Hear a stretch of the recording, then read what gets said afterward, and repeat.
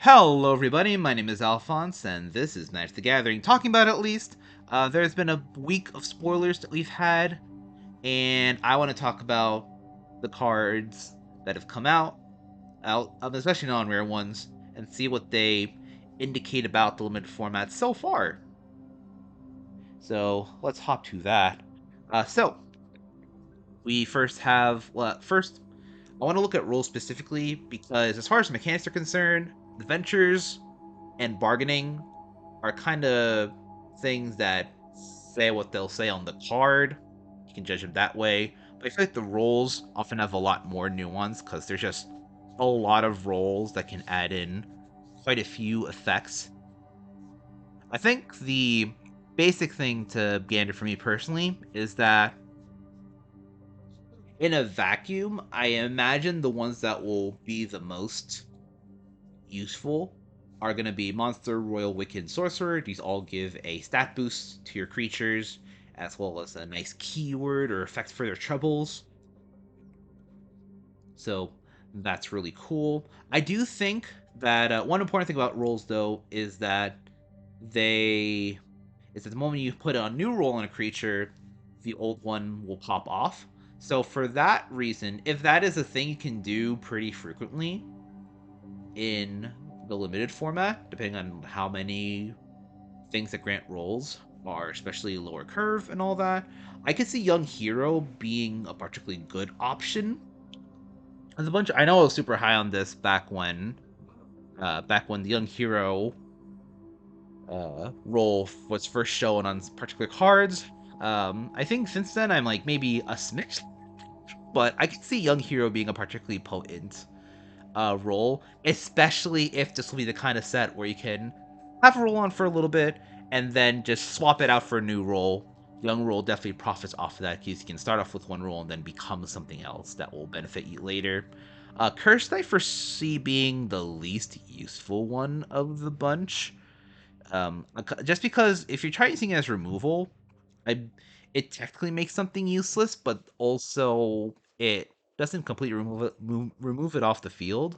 So I don't really know how likely it is that it'll be as useful as something that takes the unit off of the board. But I still think it could be useful just for some effects and all that whatnot, especially like just having resources to spend for bargaining or other things. But in general, though, I foresee rolls being a pretty solid mechanic, and excited to see where it goes. So it's cool. One cool thing about this spoiler season is that we were able to get the signpost uncommons on day one, and so we have access to the archetypes here. Um, it's kind of in that while some certainly invites you into certain strategies, others just seem to be pretty nice bonuses to a particular strategy. So I think the ones as far as the ones I'm least impressed by because they kind of just seem to be things you put in when you're ready to color pair and seeing the card will just have you go, oh, nice. I'm in the colors. I guess I'll add it in. Are things like the red green one, the one that will ramp you, and then can also be on the offensive later. The blue green one, another mana dork, and then also this like blue red one, the one I'm definitely the least impressed by. Just needs to be a card you there once you're into colors, but doesn't seem to be a great reason to go into the colors. I guess also likewise, the green black one is also in this spot too. But at least it's like somewhat self-sufficient. And it's definitely probably the most valued of the bunch. Again, it's not something that I see and I'll be like, I'm gonna go to this color pair. I'm in one of the colors, and then like starting being one of the colors, it'll be something I consider, but otherwise, it just seems to exist for me. Um, as far as Ash and Celebration in general, I am intrigued by as a sucker for aggro decks. But I'm definitely gonna be very curious to see how well this color pair specifically will have access to consistent celebration triggers per turn. Um, The big question is how many cards will be able to create another permanent, whether that be in the form of a roll or in the form of a token. I don't know if red black will be able to do this as well as say red. I don't know if red white will do this as well as a color like red black, which is very much about producing a whole bunch of rats, and so as a result has a lot of effects that will put a creature on the board, and when that thing enters the battlefield, you get another rat. So, but we'll see how that goes. I'm definitely intrigued by it, especially since rolls and rats should give celebration should mean that celebration shouldn't be a hard time to trigger, but we'll see about that. And then black white one, I guess just finishing out the bottom first. The black white one does seem decent, especially if we have a lot of roll cycling. I don't know if we've necessarily seen enough to see how easy that will be. But roll cycling, that possibly makes me interested. Also, just bargaining existing as a mechanic also seems pretty nice there. And then as for the ones I'm most excited about, I think the blue white, black, blue black, black red, and green white, all are very enticing invitations into their respective color pairs. These seem like very valuable engines that can enable a lot of the strategies that these color pairs want to pull off, and they make me very excited to lean into these paths. I think of the ones I'm most hyped for. I think it would go like the blue white, and the black red, followed by green white, followed by blue black. But these four in general, if I see them in my pack one, I'll and then there's no bomb rare, which we'll discuss later of how much that's a thing. I'm definitely very intrigued about possibly going down those paths. I want to go into some non-rare highlights for each color. First one is white. Um, so break the spell. I wasn't warm on this at first, but then as I was putting together the list and had trouble finding stuff to put into white, I looked at break the spell and realized that this token, that I'm targeting a token to draw a card, doesn't necessarily have to be your own token. Could just be like your opponent's token as well. So it's a good way to punish cursed, or it's a good way to help disable a creature by removing a valuable roll on it. And so this break the spell seems like it could pop off particularly well. Charm Clothier, Amelie is probably like on the more average side, but I am always intrigued by effects that will put in a roll onto the field alongside itself to trigger celebration, to trigger attacks more easily. So there's that. There's the turn triumphant card. I don't know how well you're able to play it on curve, but by virtue of it offering this young hero role, I'm just very intrigued by what it can do. It just feels like that's a lot of power you can get to put in. Maybe on like turn 4, if you can bring back a 3-drop that will have the young hero roll and it'll be able to grow following turn. Maybe that'll be the key to getting the thing to pop off. Um, as for the uncommons, Stroke of Midnight just seems to be solid removal. It's probably the best removal spell shown off in white as of yesterday. But this other one, Curse Courtier, this one has me the most intrigued. It'll trigger Celebration 1 turn because it's itself just a cursed roll. Moreover, it really helps enable your other uh, roll token making things because you can just give this thing a new roll. The cursed roll will go away, possibly triggering other effects too, and then you can have this thing probably being as a 4/4. Or if you're going really into the roll cycling works, you start off as a young hero, attack as a 4/4 there, then next turn you get to put in a new roll. Or if you're really crazy, I don't know if there's any instant making roll stuff. It'd be really funny if you put this thing down, have a have a have put the thing down, have it with young hero eventually. Then on the turn you attack after you get the +1/+1 counter, you like instant speed put a new roll on it, so it becomes a 5/5. Oh, it gets a value. Right? I'm already thinking about how good that is. Whee! Anyway, I imagine Curse Courtier being a surprising role player for these white decks that can enable a lot of the things you want to do in this set, which is make rolls, get good value, all that jazz. I'm into it personally. As far as blue felt pretty weak as far as non-rares were concerned. Again, like I kind of just filled in some stuff as a courtesy, but like into the Fate Court, getting milder and milder on as things go on. Living Lectern seems just average, but the sorcerer role that it grants seems kind of neat. And then we start to get to stuff I'm actually interested in. For instance, we get the classic Bounce and Draw card. And this one is cool because you could possibly make it cheaper if you bargain. So that's pretty neat. Bitter Chill.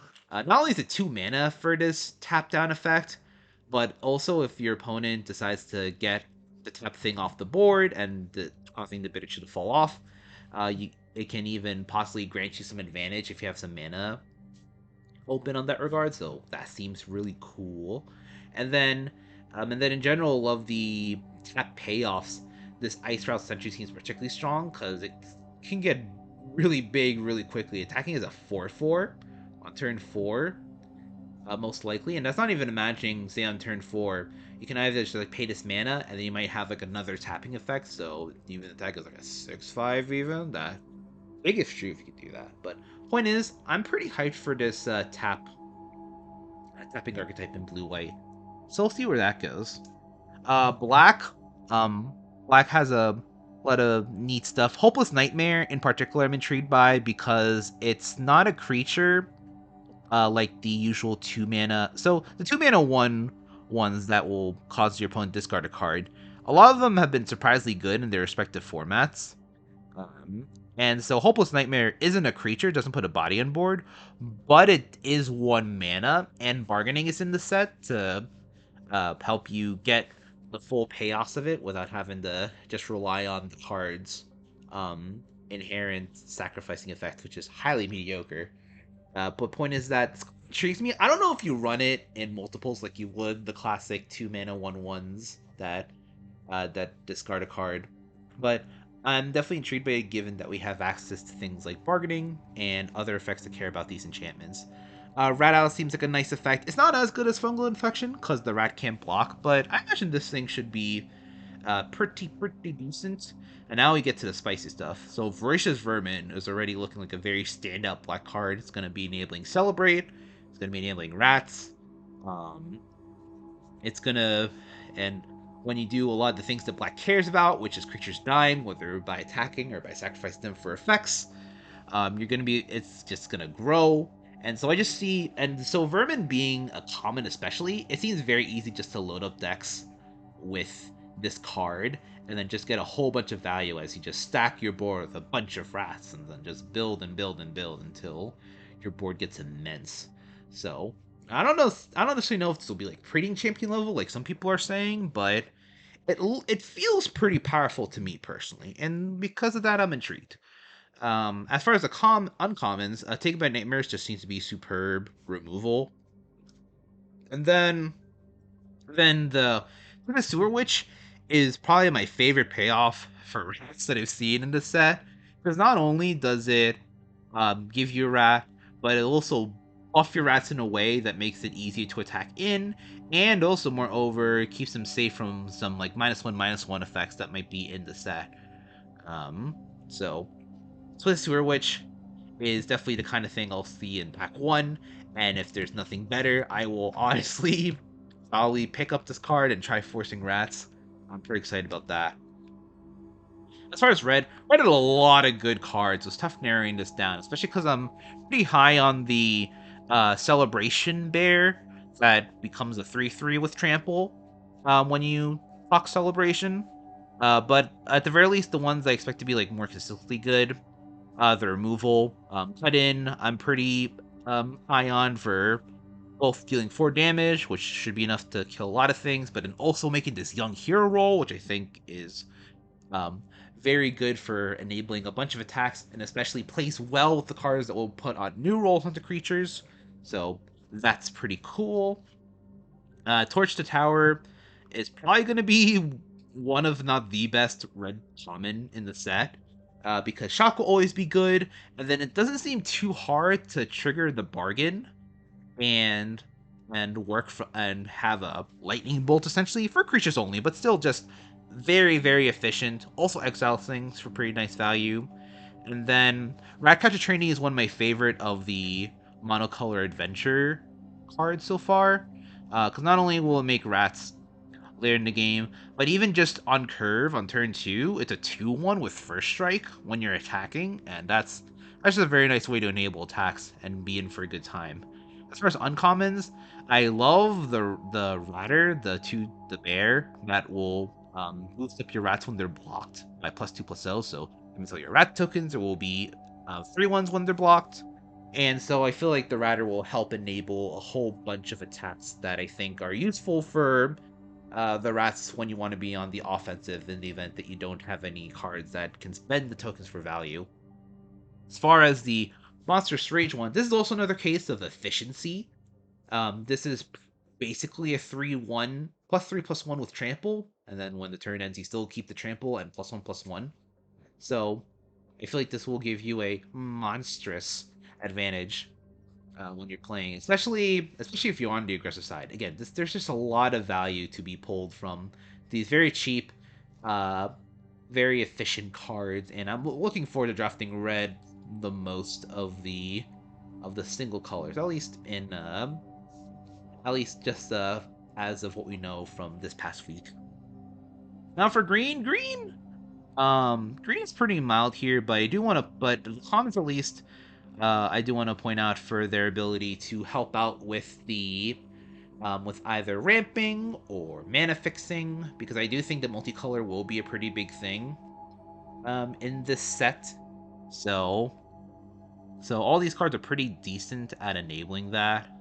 Nothing too much to note otherwise there. I do want to say for, I guess, Root Rider Font, not much to talk about there. Brave of the Wilds, I actually don't know how good this will be, especially if the bargain will make this card as worth it.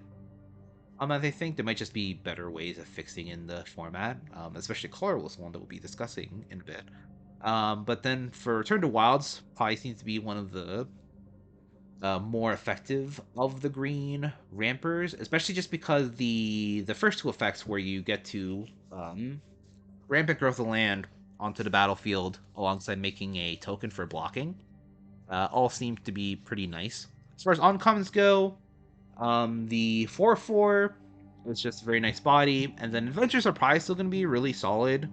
So I can see this having the haste effect a lot of the time, and that especially seems to be exceptional value. Be able to attack on turn 4 with a 4/4 is always a good time. And then the Lookout, the one where you draw a card every time an aura enters the battlefield under your control, with rolls around, with other cards around. I think rolls especially are going to be the thing that will push this guy over the edge, and especially be pretty appealing thing to consider for the green-white decks especially. But I can see in general the thing being good, especially if rolls are plenty. Now, as far as the colorless ones, Edgewall Inn was one that was revealed at the beginning of spoiler season, and the fact that it can let you choose a color honestly seems to enable possible splashes more easily. This kind of effect has shown up in sets like Call Time, and I feel like saying Kamigawa. I don't actually know if it came in Kamigawa, but I know Call Time in particular. I remember the Snowland that had this particular effect, and hooey, the multicolor stuff that was enabled through that set. Hooey mama.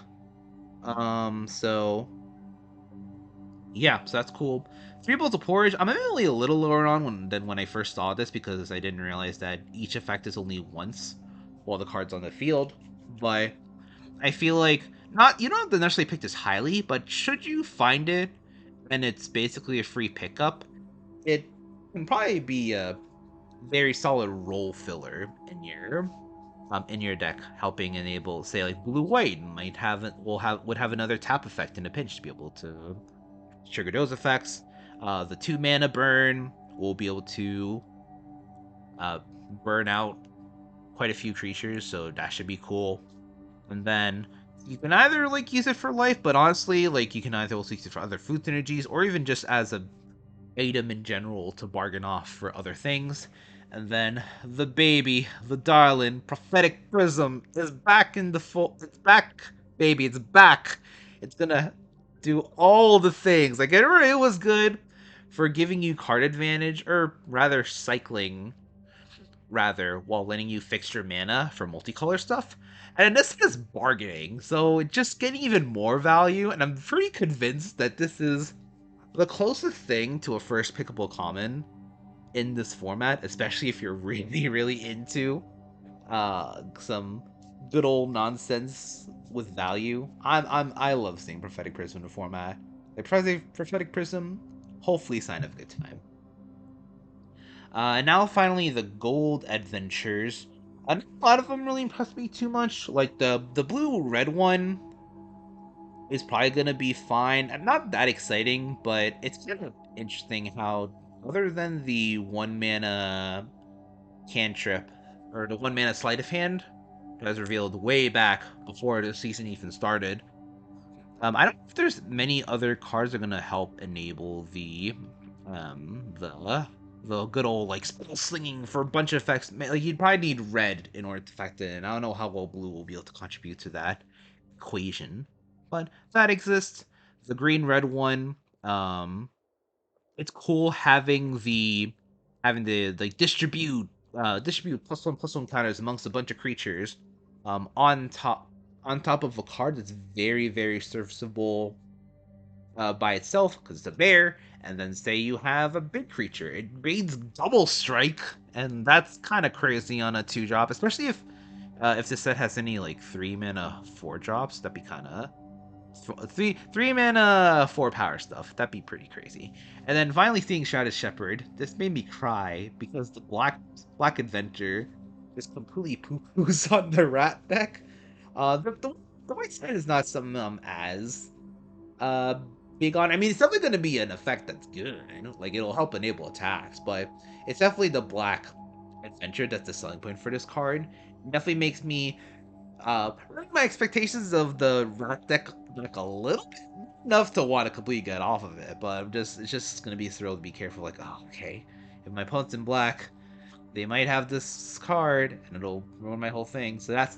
This card especially is why I am very very eager to go into rats should it be seeing the Square Witch. And finally, wrap things up. Rares and Mythics. This set might be a Prince set. The Mythics, at least, there's a whole bunch of Mythics that are extremely, extremely good value. I'm especially very fond of the white-blue one. This is absurd for the blue-white archetype. If you can get this going, whether you just make an army of 4/4s, is honestly the thing I'll be most enthused about doing, but there's that. And then honestly also too the other two honestly like maybe like mildly more self-sufficient, especially the red green one, but they all offer very enticing payoffs for doing a particular strategy, area being doing a bunch of rolls or inflicting a whole bunch of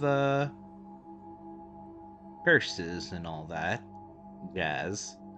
And then, well, Agatha is just inherently good value by itself, especially with the Anthem later down the line. As far as the rare side, the Spectre being able to clear the field while being a 3/3 flyer in its own right, and then Gruff Triplets.